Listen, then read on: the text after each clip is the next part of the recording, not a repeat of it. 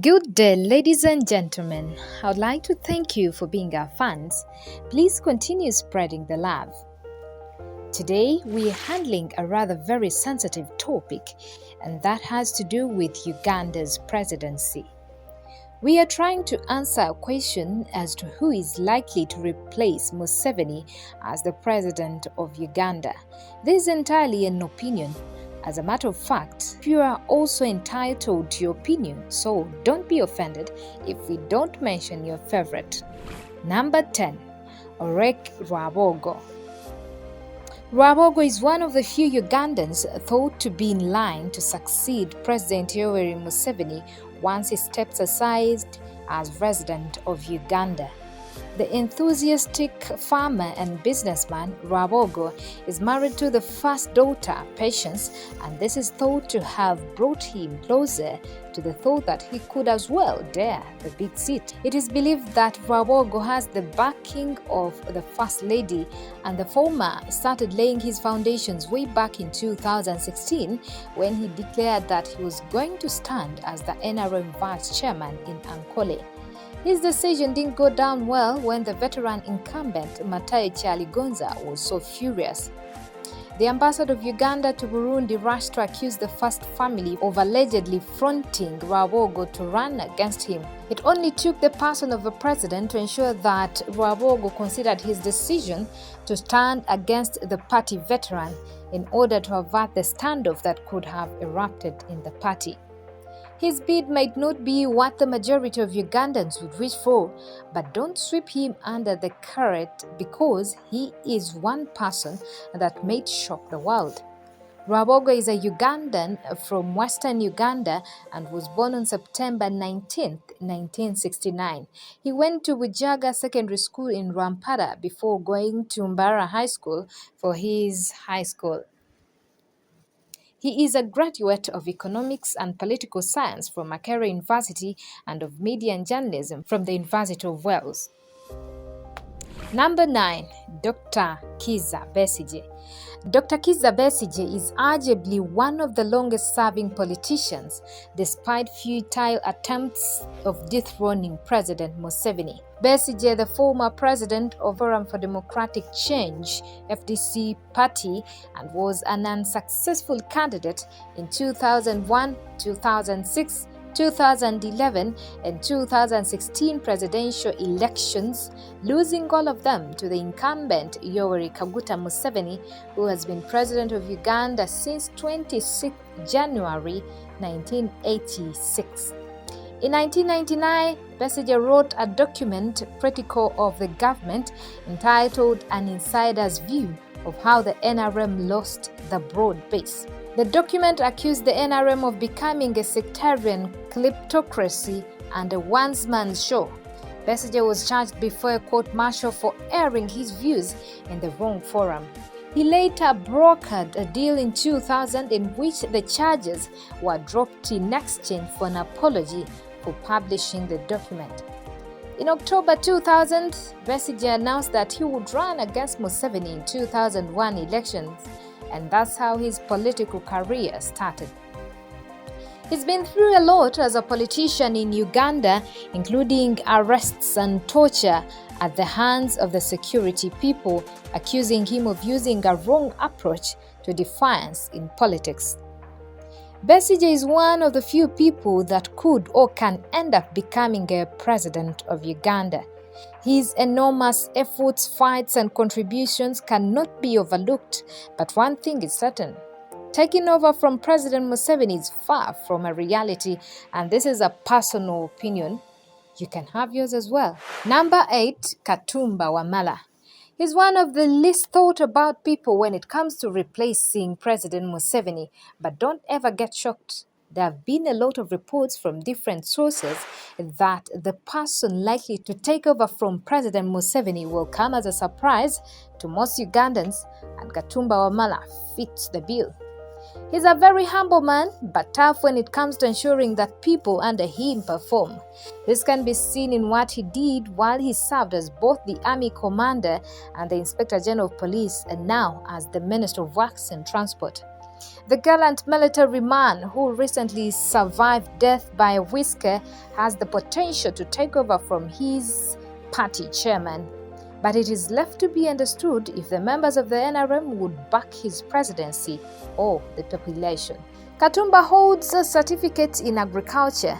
In 2007, he graduated from Nkumba University with a Bachelor of Arts degree in International Relations and Diplomacy.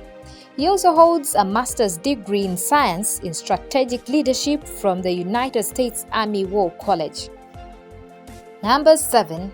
Rebecca Kadaga. When she vowed to pass the Uganda Anti-Homosexuality Bill through Parliament by December 2002, Kadaga became a household name. The bill at one time sought to make acts of homosexuality punishable by death or life imprisonment, but later removed the death penalty opinion from the bill. Most Ugandans supported what the Speaker of Parliament did at the time to uphold African man's values. She became so popular that some people started encouraging her to date the big seat.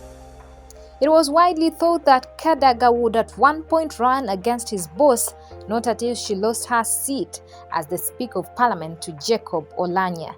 After some time of what we would term as self-discovery, Kadaga accepted to become the first Deputy Prime Minister and the Minister for East African Affairs. She has the potential to become the next president of Uganda, but she is a civilian, unfortunately, and as things stand, it may be hard for a civilian to become the president of Uganda unless you have several other attributes, as we shall see in other people on the list. And personally, I don't think it's the right time for Uganda to have a civilian president. Kadaga is a very educated woman and the first woman to become a Speaker of Parliament in the history of Uganda after replacing Edward II Kiwanuka. At number 6 is General Kale Kayihura. The former Inspector General of Police, General Kale Kayihura, is definitely another contender, a name that you simply can't ignore. Kale Kayihura is a household name commonly known for his handling of political opposition in Uganda. It was believed that during his reign as IGP, Kale Kayihura was perceived to be working to promote President Museveni's personal interests until rumors started circulating that the lawyer was working to dethrone his master. There were rumors that General Kale Kayihura, with the backing of Paul Kagame of Rwanda, was planning on a mission to take over from President Museveni. It was alleged that Kale had recruited crime preventers to advance his agenda. It is believed that during his reign, 85% of police people believed Kale Kayihura as a person, and this posed a threat to the government until he was relieved of his duties and aligned in the court-martial of several cases that he had committed during his tenure. His silence, as seen of late, does not in any way mean he has dropped his ambitions. The desire and ambition to lead Uganda is still valid. His close relationship with Paul Kagame of Rwanda, his military connections and experience give him the upper hand as compared to others on the list. Kayihura is believed to have the trust of some of the armies and a few disgruntled members of the opposition. At number 5 is Sam Kutesa. The former president of United Nations General Assembly and former Minister of Foreign Affairs, Sam Kutesa, can't shock me when he becomes the next president of Uganda, much as he is not the favorite. His closeness to the first family can land him that milestone in his political career. It should be remembered that Sam Kutesa's daughter is married to Muhoozi Kainerugaba, the first son of the Republic of Uganda. Kutesa is one of the most connected and wealthiest people in Uganda, and therefore his connections, wealth and daughter's influence can give him a shot at the presidency. As far-fetched as it may sound, Sam Kutesa has the demeanor to take over from Museveni, despite his scandals that have made him unpopular both in Uganda and internationally. In 2011, Kutesa was accused in a parliamentary investigation of receiving bribes as kickbacks from Irish oil firm Tullow Oil, despite calls from members of parliament for him to resign along with others, accused lawyer Severino Twinosinje managed to successfully sue the Attorney General and hold the proceedings and block the calls for resignation. On 5 December 2018, a federal jury in New York City convicted Chi Pink Patrick Ho of paying bribes to top Ugandan official Sam Kutesa. But all this doesn't mean he can't be the next president of the Republic of Uganda. At number 4 is Janet Museveni. Another rare name shortlisted and close to the list is First Lady Janet Museveni. She's been here, she's seen it all, and she knows what it takes to be the president of a country like Uganda by learning from Museveni. The current Minister of Education and Sports represents a large number of women who believe that it is possible for a woman to take the stewardship of this country, and her name has always come up on several occasions when asked who would replace Yoweri Museveni. There are many Ugandans who would possibly not welcome this idea, but the truth is, the idea is far closer than what you think. Janet has the tools before her to replace her husband as the next president of Uganda, and the only drawback is her lack of military experience, which is pivotal in Uganda's political arena. At number 3 is Mugisha Muntu. General Mugisha Mwanafunzi is one in a million generals. He's peaceful, eloquent, smart, and intelligent. Although I'm in the opposition, I want to strongly believe that Museveni can entrust presidency with Muntu more than any other person, apart from his son and possibly one more person, as we shall see. The former military officer is one of Uganda's most composed politicians, which explains why he was never in trouble with police. Mugisha Muntu, whose principles are rooted on systems and non-violence, is the kind that the incumbent would comfortably leave the big office for and expect a calm and peaceful country running on principles of ideology. He is a gallant military officer who served the army in different capacities. He served as the command of the army, the highest position in the Ugandan military, from 1989 to 1998. When the National Resistance Army was renamed the Uganda People's Defense Forces UPDF, General Muntu became commander of the UPDF.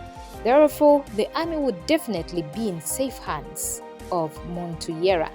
Number 2 is Amama Mbabazi. Amama Mbabazi is one of the names that people would be shocked to see on the list, but I want to assure you that it wouldn't shock me at all. He's put himself in a position where he can easily become a Ugandan president and steady the ship. Some people will raise the fact that he once contested against his boss in the 2016 elections, where he was beaten hands down into hiding.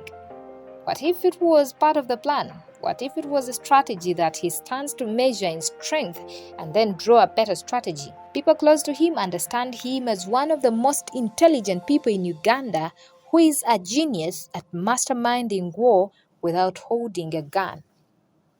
It is believed that Amama Mbabazi was a huge artilleryman who brought the NRA into power despite being a civilian. His military expeditions are in his game plan. He was a massive war planner. This is no way to suggest that he will become the president of Uganda through military takeover, but he qualifies as an army man despite having no experience of war. Besides all this, Amama Mbabazi is a man who President Museveni can entrust this country with, expect no prosecutions, and leave him to retire in peace when the former decides to step down. This can be done through elections of whichever way possible, but I see him as a potential Ugandan to take over from Museveni in case Uganda was to be led by a non-military person. His close relations with the president after his return to the artillery also speak volumes. At number 1 is Muhoozi Kainerugaba. Whether we like it or not, the first person in the queue to become the next president of the Republic of Uganda is General Muhoozi Kainerugaba. I now will receive pelters on this. Will be called names, but the truth should go before us that he is most likely. There is a lot to suggest that Muhoozi will be the next president of Uganda, and the sooner this sinks, the better. In 2013, General David Ssejusa Tinyefuza wrote a letter in which he explains that there was a project with the intention of having Muhoozi succeed his father as president, and told the BBC that Uganda was being turned into a political monarchy. This is a former army commander spilling the secrets of his presidency, and people should be more keen about it. Muhoozi is a trained military man at the rank of Lieutenant General and has attended military schools like General Staff College Leavenworth, Egyptian Military Academy, Kalama Ahmad Warfare Training School, South African National Defense College, and so many others. With the backing of his father, the president of Uganda, the majority of the army and experience, Muhoozi can easily be the next president of Uganda without question. And this can be in different ways, through elections and through direct power transfer. These are all ways through which Muhoozi can become the next president of Uganda. It is shocking, however, that Muhoozi has repeatedly come out to deny allegations that he has been groomed and positioned to succeed his father as the next president. Anyway, what would you expect someone to say? Yes, I will. Now there's somebody that people expected on the list, but unfortunately, he is not, and that is Robert Kyagulanyi Ssentamu, commonly known as Bobi Wine. The former presidential aspirant and former member of parliament, Bobi Wine, became a household name in the political arena a few years ago when he became a member of parliament in an election rerun in Kyadondo East. Bobi Wine soon declared his ambition of becoming a president of Uganda.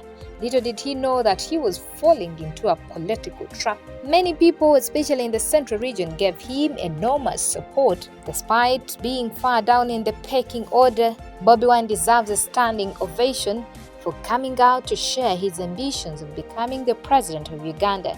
But truth be told, there are some qualities that he definitely lacks. Like I said above, I personally think that Uganda is not ready for a civilian president, and that disqualifies him from the list. He's young and enthusiastic, which is a good trait, but presidency calls for more than that. Thanks for watching. Please don't forget to subscribe to this channel and hit the bell button such that you can be reminded whenever we put a new video. Much love.